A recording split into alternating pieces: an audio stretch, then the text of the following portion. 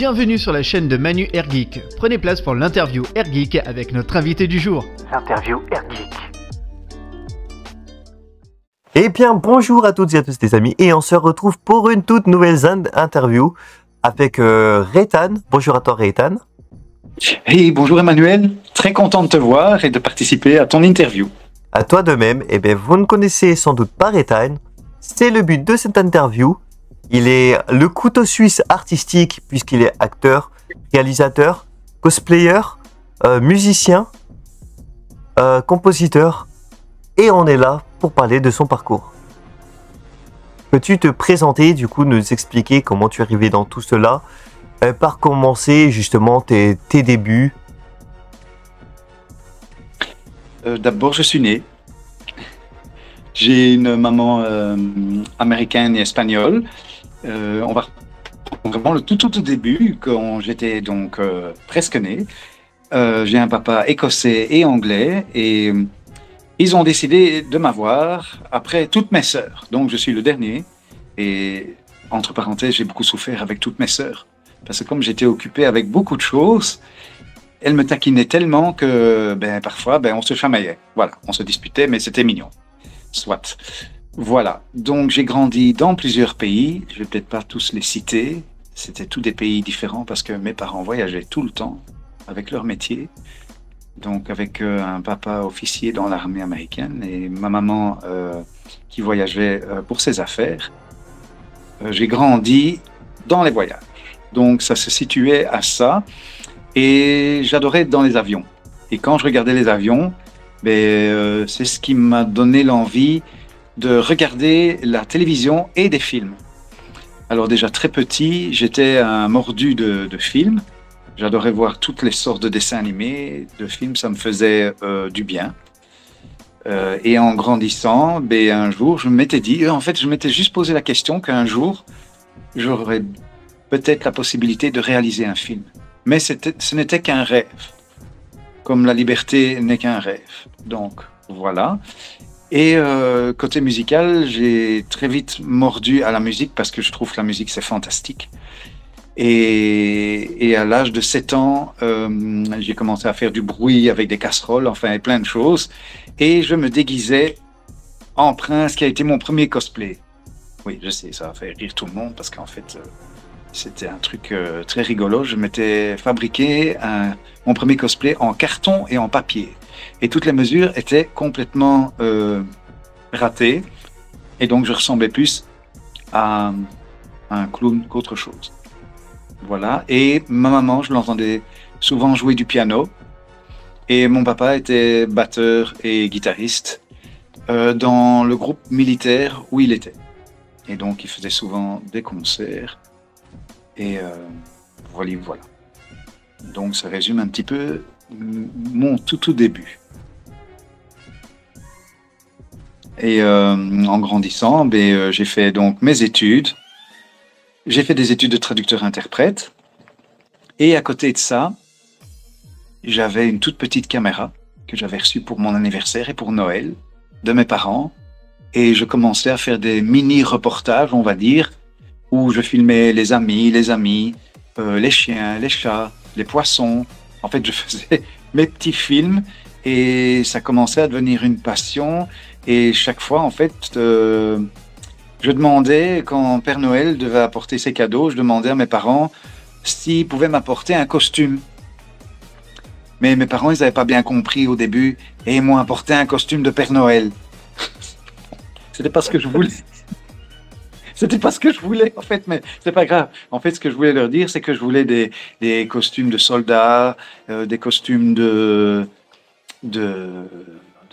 cow-boy et tout ça. Et finalement, après, ils m'ont offert ça. Donc, je pouvais m'habiller avec des costumes de cavalerie, cow-boy et indiens aussi, parce que j'ai toujours eu beaucoup de passion pour les chants indiens et, entre parenthèses, les costumes indiens aussi et les tipis. J'avais fabriqué un tipi dans ma chambre et le tipi, il était là et je dormais dedans. Donc ça changeait du lit. Et voilà. Enfin, c'est des petites anecdotes et je me rappelle de ça maintenant. Je trouvais ça vraiment très rigolo. Et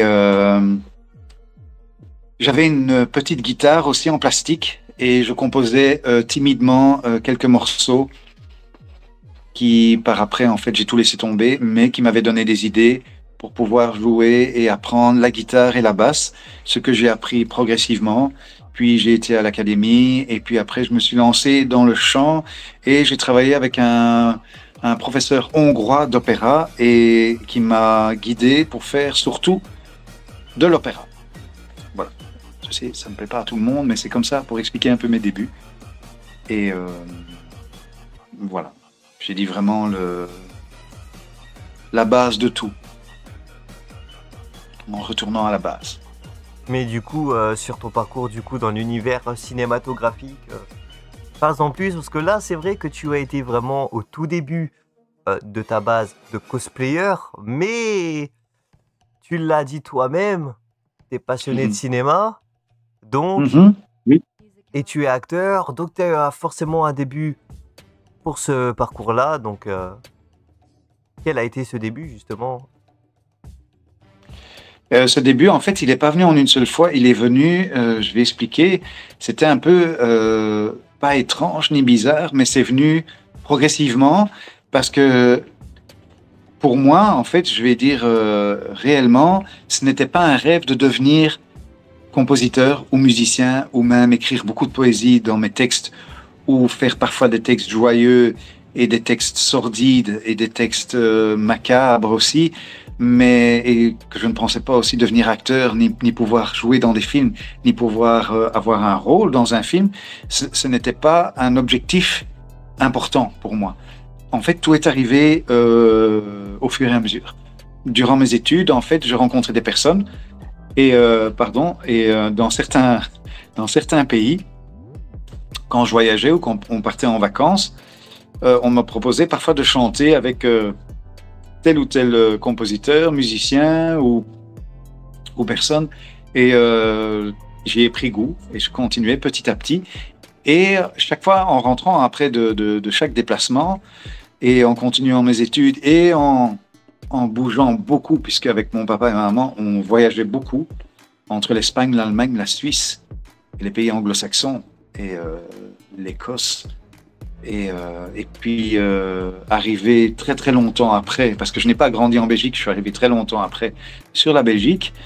Et pendant tout cela, pendant tous ces voyages et tous ces rêves, je m'amusais à gribouiller. Oui, gribouiller. J'ai été élevé en plusieurs langues. Hein. Le français n'était pas ma langue principale. Donc je fais un effort. Hein. Soyez indulgents, hein. Ne me massacrez pas trop. Donc je gribouillais des poèmes, je gribouillais des notes de musique. J'écrivais des petits scénarios qui n'avaient ni queue ni tête et qui ne ressemblaient à rien, selon moi, et qu'à part après, j'ai commencé à m'appliquer plus à l'écriture et à faire les premiers pas que j'ai faits, c'était des vidéos. Donc en fait, je composais mes morceaux et ces morceaux, je trouvais que en musique, dès qu'ils étaient terminés, je faisais une vidéo avec des personnages.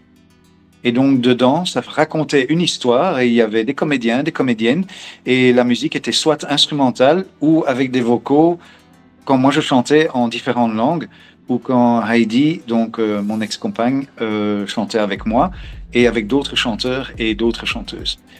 Et au fur et à mesure, après, on m'a proposé des concerts que je refusais parce que je ne me voyais pas sur scène et parce que j'avais un côté, déjà, ce n'est pas à cacher, c'est très étrange à dire, mais j'avais un côté très timide et je ne voulais pas me mettre trop en avant, ni dans le centre de l'attention.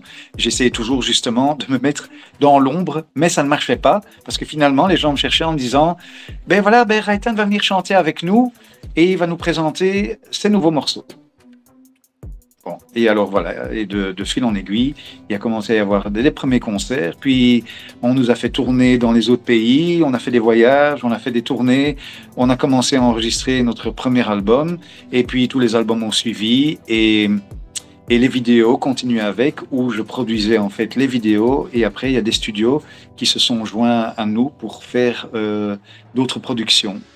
Voilà, et mon tout premier film, sans brûler les étapes, le tout premier film que j'ai sorti est sorti en 2008 et ça s'appelle My Wings et c'était dans le style de l'épée qui est à côté de moi est-ce que quelqu'un a reconnu l'épée? Oui ou non? Bon, je vais le dire direct, c'est l'épée d'Aragorn, parce que je suis un très grand admirateur et fan des Seigneurs des Anneaux et des Hobbits. Et donc, j'ai fait un My Wings dans le style du Moyen-Âge avec des influences de Hobbits et des Seigneurs des Anneaux. Donc, c'était un court-métrage. Je n'ai pas fait un long-métrage. Ça durait pendant 8 minutes et ces 8 minutes étaient orchestrées avec les musiciens avec qui je travaillais et Heidi. On a ensemble créé la musique. Elle a écrit le texte et ça s'est appelé My Wings et j'ai finalisé tout ce qui était instrument. Et plusieurs fois, on a fait des versions différentes pour les albums, les différents albums qui sont sortis sur différents labels. Et par après est sorti My Wings 2, 3, 4 et 5 sur les années qui ont continué. Et après, j'ai tourné dans des petites productions, des productions un peu plus importantes où j'avais parfois juste une figuration, un petit passage en vitesse, rien d'important. Et petit à petit et tout, on m'avait repéré, on m'avait dit, voilà, est-ce que tu voudrais avoir tel ou tel rôle? Et alors j'ai eu des petits rôles jusqu'à des rôles plus importants. Et puis j'ai rencontré Brandon et Margot. Et on a réalisé ensemble quelques films. Et eux ont réalisé des films aussi où j'avais parfois le rôle principal, où je jouais parfois le rôle donc d'un assassin, d'un soldat, alors d'un papa aussi, où l'histoire qui s'appelle L'Enfer n'est pas loin, qui est sortie en fait en salle de cinéma pendant une certaine période, où c'est l'histoire donc que je jouais le rôle d'un papa avec sa fille. Et c'est un mélange de thriller et de suspense et un tout petit peu un mélange de thèmes d'horreur où ma fille en fait me crée beaucoup de soucis suite à ce qui s'est passé dans le passé. Voilà. Mais je ne vais pas, comme j'ai dit, tout raconter. Si les gens veulent découvrir le film, il y a d'autres films à découvrir. Donc il y a eu des remakes aussi de films comme Halloween 1 et Halloween 2. C'est des fan films qui ont été faits par Brandon et Margot, où dedans, en fait, je joue plus la victime et je me fais assassiner par Michael Myers dans les deux films. Voilà. Et un autre film où c'est Indiana Jones et je joue un officier qui doit essayer de trouver un médaillon sacré. Donc voilà, il y a toute une histoire qui se tourne autour. Et alors, j'ai joué dans une petite série de vampires où je jouais donc le vampire, une série anglaise, puis des séries allemandes policières. Alors, quoi d'autre?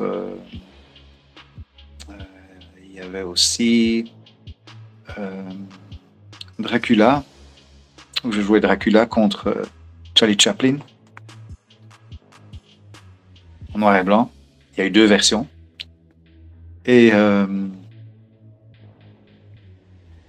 différents rôles dans des petites productions, des plus grandes. J'ai joué dans la French Connection où je devais jouer un mafieux qui se fait arrêter donc par la police, jeté en prison et je devais m'énerver sur le juge, l'insulter de tous les noms et me rebeller, mais c'était qu'une petite apparition. Je n'ai pas eu le rôle principal. On ne veut pas toujours tout avoir. Voilà. Et par ça, j'ai joué aussi dans OVNI, une émission, c'était plusieurs séries, plusieurs saisons sur Canal+, où je jouais le bras droit, en fait, d'un personnage qui a réellement existé. C'était la secte de Raël, les Raéliens. Et donc, j'étais en quelque sorte plus ou moins le bras droit de Raël. Et c'est une histoire qui tournait autour des extraterrestres, s'ils existaient ou s'ils n'existaient pas. Voilà. D'ailleurs, tu as énoncé les My Wings, mais tu as les DVD, hein, parce qu'en hors caméra, tu me les as montrés, si tu peux nous les montrer. Ah oui. Ben oui, attends, je vais les reprendre. Ça, c'est le tout premier. Voilà, je ne sais pas si ça se voit assez. Donc ça, c'est l'histoire que j'ai racontée qui est influencée par Le Seigneur des Anneaux et les Hobbits.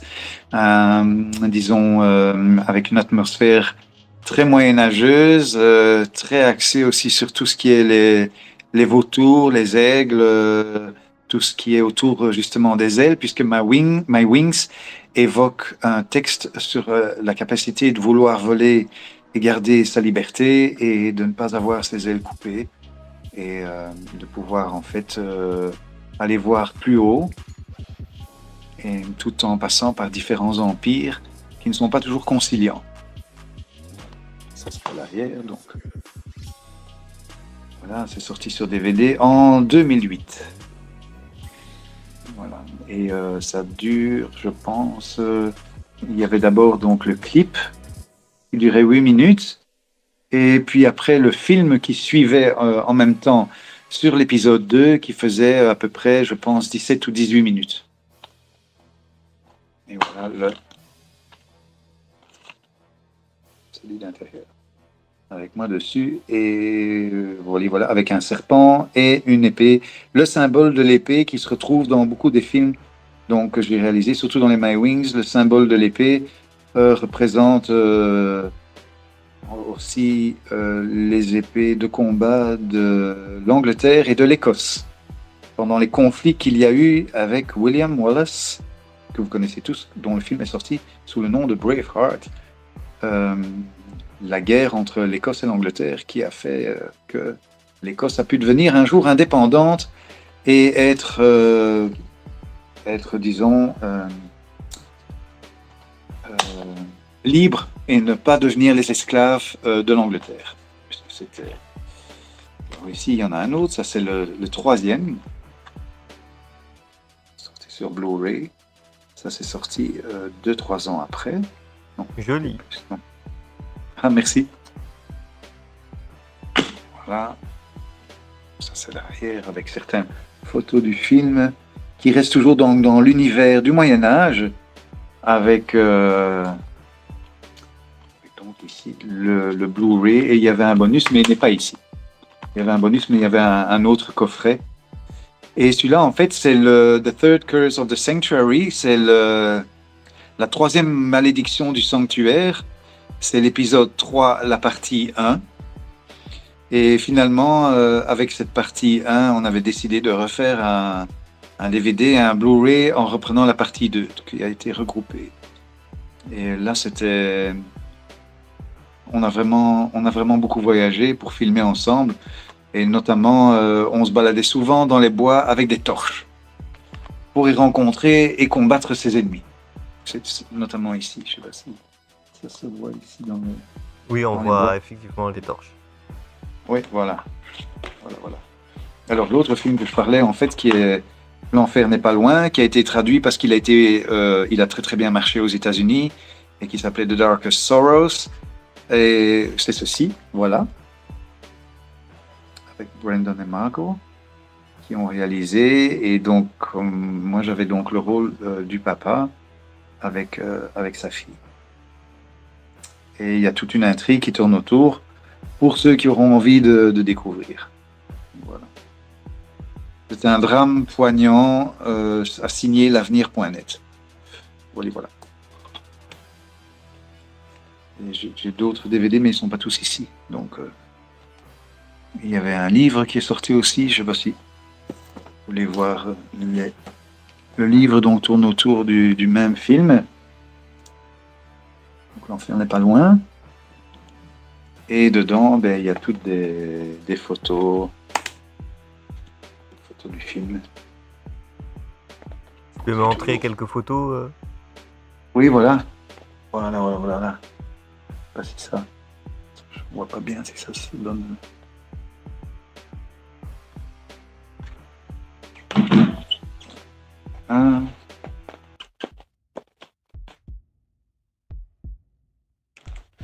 Voilà, je sais pas si ça se voit assez bien. Voilà, c'est moi donc dans le rôle de Daniel et ça c'est dans le rôle de Iris. Donc voilà, un jour dans le rôle de Iris.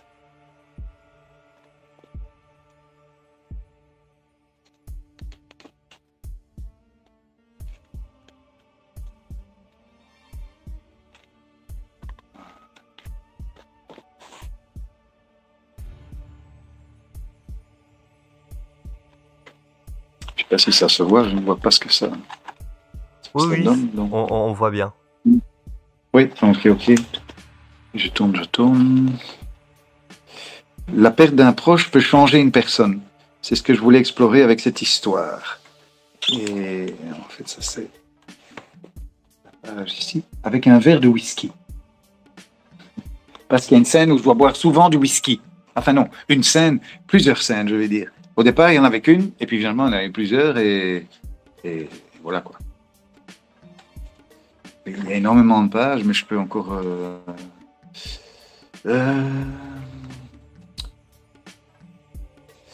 Alors, ici, dedans, le deuil, la tristesse et la colère les mèneront vers d'inévitables dérapages.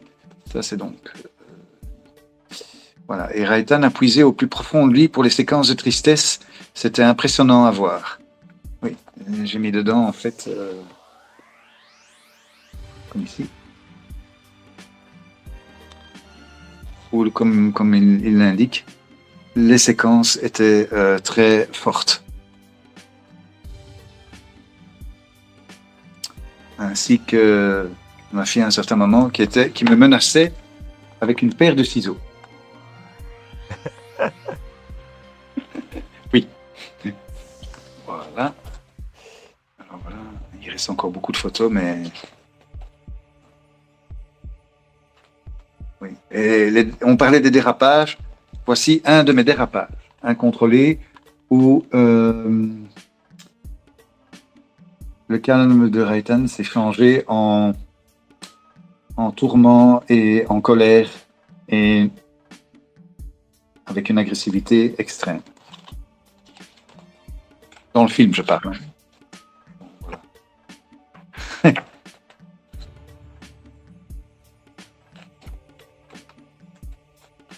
Oui, je vais pas mettre les derniers, parce que les derniers, en fait...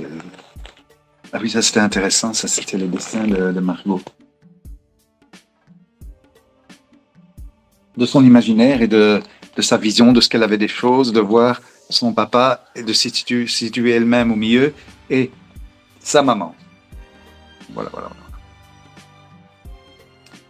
Et on a chacun gagné plusieurs prix. On a été nommé beaucoup de fois dans plusieurs pays comme l'Allemagne, l'Espagne, l'Angleterre, à différents festivals où on a chacun gagné des prix, prix pour le tournage, production, moi le prix pour en tant qu'acteur et elle donc Margot en tant qu'actrice, et on en a eu quand même quelques-uns.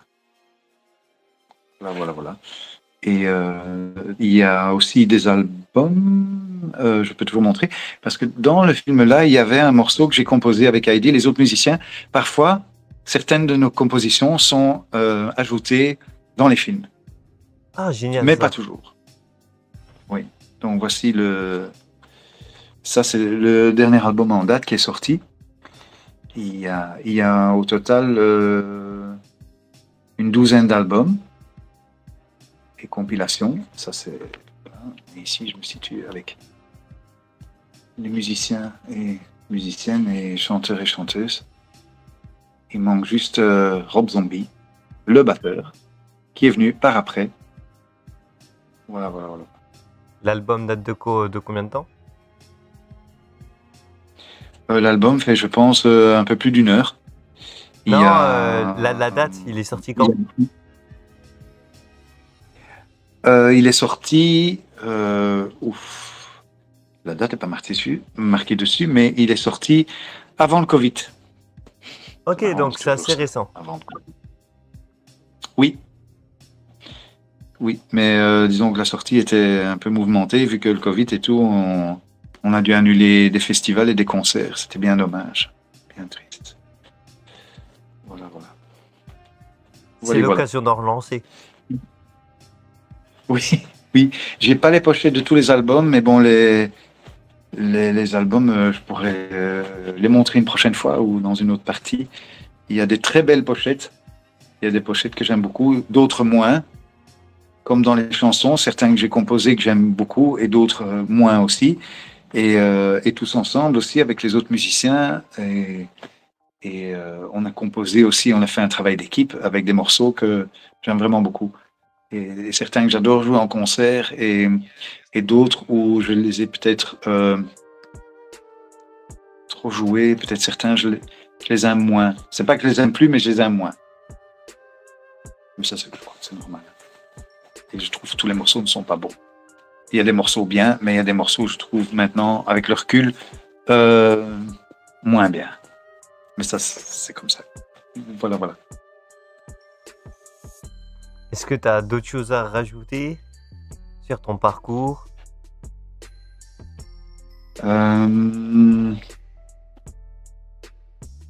Ouais, disons que j'ai aussi été dans d'autres groupes pour jouer soit un instrument ou faire des chants dans d'autres groupes de musique qui étaient avec des amis. Et aussi participer dans d'autres vidéos, d'autres groupes. Comme cette année, on avait participé pour avoir en fait les deux rôles dans un clip avec un morceau très style reggae rock d'un groupe belge. Et on devait se trouver sur une plage et simuler que en fait la plage était comme un cauchemar, quelque chose de dérisoire, quelque chose qu'on pouvait en fait essayer de s'échapper et de finalement après s'enfoncer dans la mer et ne plus revenir. C'est vrai que c'est pas joyeux, mais bon, ça faisait partie du clip. Et un truc aussi très très rigolo, c'est qu'il nous avait demandé de carrément marcher dans l'eau et qu'on nous voit plus. Mais bon, avec chacun, moi j'étais avec un manteau, un chapeau, des bottes, des gants, des trucs très lourds. Il faisait étouffant, il y avait plus de 30 degrés. On a été tourné en Nouvelle-Zélande et l'autre personne, la dame en fait, était pareil. Et ce qu'on a dit, il faudra trouver autre chose parce que je nous vois mal disparaître dans la mer avec tout ce qu'on a. En fait, on aurait coulé, quoi. Ça c'est sûr. Il faut voir s'ils seraient venus nous rechercher parce que pouvoir nager avec tout le poids qu'on aurait eu, plus le manteau, c'était... Mais c'était très marrant parce que le réalisateur qui nous guidait disait « ça serait bien si vous pourriez marcher dans l'eau ». Mais je dis oui, je dis peut-être juste en pantalon ou en maillot de bain, mais pas avec tout le complet. On va avoir certainement des difficultés. Et les vagues étaient fortes, donc elles nous auraient peut-être emportés. Mais enfin, oui, ça aurait été sympa, oui, pour le clip. Mais bon, peut-être qu'on ne serait pas revenu. Oui, ben, soit. Et alors, ce qu'on a fait, eh bien, en fait, ce sera pour une prochaine fois. Je vous montrerai le clip et peut-être des extraits aussi. Ça serait peut-être sympa aussi d'entendre quelques extraits musicaux ou extraits de films. Et voilà. Et en fait, pour encore dire quelque chose, c'est parce que bon, je pense pas à tout. Comme je dis, je fais souvent les réponses spontanées. Je vais parler de mon film, de Star Wars, pendant 3 jours à la Côte d'Opale, où là, il n'y aura aucun extrait qui sera diffusé, ni aucune bande-annonce. Ça sera uniquement discuter du film et des difficultés qu'il y a eu, parce qu'il y a eu des difficultés énormes. Ce genre de film n'est pas un film très facile à tourner. Ça fait 2 ans et 9 mois que je travaille dessus au niveau musical, au niveau des dialogues, au niveau de filmer. On a tourné des scènes encore il y a 2 mois avec beaucoup de personnes que tu connais et que tu auras la surprise de découvrir quand il y aura les projections au cinéma. Tu vas dire certainement « Ah, mais tiens, je connais aussi. » Voilà, on a mis toute la terre entière dans le film. Non, je rigole. Non, mais ce qu'il y a de bien, c'est que j'ai réussi à faire un film qui fait un mélange production belge et production américaine. Donc, tout est ensemble parce que j'ai travaillé avec des techniciens américains, des techniciens francophones et néerlandophones, mais aussi des monteurs des 4 coins de la Belgique, parce que chaque effet spécial ne pouvait pas être fait par les mêmes personnes. Donc, les techniciens avaient très difficile, parce que ce que je demandais souvent, ils me disaient, il va falloir trouver quelqu'un d'autre parce qu'on ne peut pas faire ce que tu demandes. Donc, j'ai dû toujours téléphoner, faire des déplacements pour trouver telle et telle personne pour dire, voilà, est-ce que vous pouvez travailler avec moi dans tel studio pour pouvoir faire tel effet spéciaux. Et finalement, c'était un casse-tête énorme. Certaines personnes pensaient que j'avais abandonné le projet, mais j'ai dit non, non, non, non, je ne l'ai pas abandonné, je l'ai mis sur le côté. Mais à un moment, j'ai carrément arrêté parce que j'ai eu des choses tristes dans ma vie que je ne vais pas parler. Et donc, tout ça ensemble a fait que je n'ai jamais abandonné le film et il est enfin prêt à être fini. Mais c'est un travail énorme. Un film de science-fiction demande beaucoup, beaucoup dans les décors, dans les effets, dans la façon de jouer avec les personnages, dans la façon de l'écriture. Et toi qui adores les films, et moi aussi, on ne se rend pas compte le travail qu'un film peut représenter. Et ça, que ça peut être n'importe quel style. Que ce soit aventure, que ce soit un film belge, américain, australien, japonais, marocain, tout ce que tu veux, que ce soit un film de policier ou un film The Avengers ou un film fantastique ou un film de film fantasy ou un film d'aventure. Il y a un travail à fournir, surtout que le film fera à peu près 1h30 et c'est à partir de ce moment-là qu'on se dit, il y a quand même du travail. Quand tu n'es pas devant l'écran, mais derrière l'écran. Et quand tu es devant la caméra et derrière la caméra. Et quand tu dois guider les personnages aussi, c'est beaucoup, mais j'aime bien représenter un peu différentes facettes du travail de cinéma, parce que c'est intéressant de savoir le travail de chaque personne. Que ça va du régisseur au caméraman, au preneur de son, au cadreur, au figurant. Tout est important dans un film. Et ce qui fait la beauté d'un film, c'est surtout quand tu le fais avec passion et avec ton cœur. Voilà. C'est tout ce que je peux dire. Voilà. Et justement, en parlant de film, on va parler bien évidemment cinéma, film dans une prochaine partie de vidéo. Là, c'est bien, c'est qu'au final, c'est qu'on fait 2 parties de vidéo, mais là, du coup, 2 vidéos différentes. C'est même pas réellement la continuité de cette interview, puisque tu as plus ou moins tout dit. Et là, on va pouvoir se pencher en seconde vidéo en ta compagnie sur le cinéma en lui-même. Voilà, comme vous le savez, je suis un passionné de cinéma.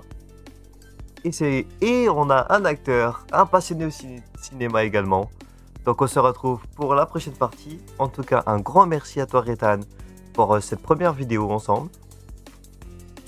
Merci aussi, et merci au public qui me regarde. Love you guys, et je vous aime, et je vous adore. Et merci en tout cas pour toi, pour ton magnifique interview, et que je me suis senti vraiment super à l'aise avec toi, ce que je n'ai pas dans tous les interviews, parce que tu es vraiment une personne très agréable, et tu mets à l'aise les personnes, et ça fait vraiment très plaisir, et je te remercie pour ça aussi, et je vous remercie tous. Donc merci à toutes les personnes qui ont suivi cette vidéo. N'hésitez pas à liker, partager, commenter, et les liens de Rétan seront en description. À la prochaine, la bise à tous. Bye bye. Bisous. Nous remercions les invités, le public, les partenaires, Loïc Ignon du manga OSE et Franck Anime Live pour leur contribution à la chaîne. Si tu as aimé, like, partage et surtout abonne-toi pour soutenir la chaîne.